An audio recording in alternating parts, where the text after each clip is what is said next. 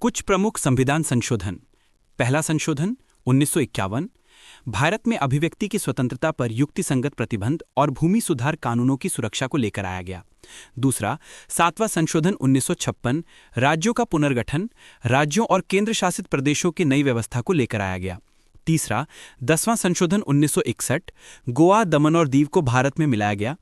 13वां संशोधन 1962 नागालैंड को विशेष दर्जा यानी कि अनुच्छेद 371A दिया गया।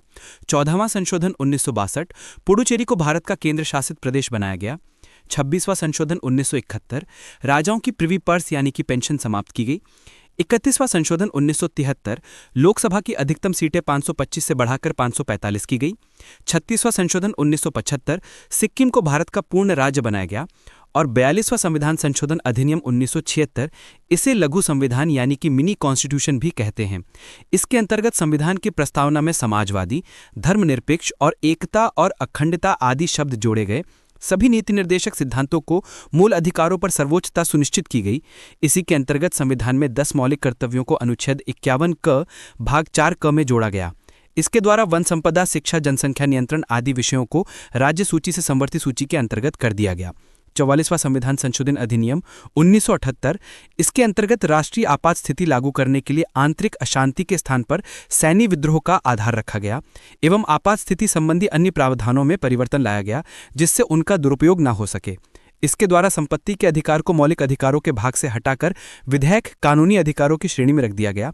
उच्चतम न्यायालय को राष्ट्रपति तथा उपराष्ट्रपति के निर्वाचन संबंधी विवाद को हल करने की अधिकारिता प्रदान की गई। 52वां संशोधन 1985 दल बदल विरोधी कानून लागू किया गया। 61वां संशोधन 1989 मतदान की आयु 21 वर्ष से घटाकर 18 वर्ष की गई। 69वां संशोधन 1991 दिल्ली को राष्ट्रीय राजधानी क्षेत्र का दर्जा मिला, विधानसभा बनाई गई। 71वां संशोधन 1992 3 नई भाषाएं कोंकणी, मणिपुरी और नेपाली को 8वीं अनुसूची में जोड़ा गया। 73वां संशोधन 1992 पंचायत राज संस्थाओं को संवैधानिक दर्जा दिया गया।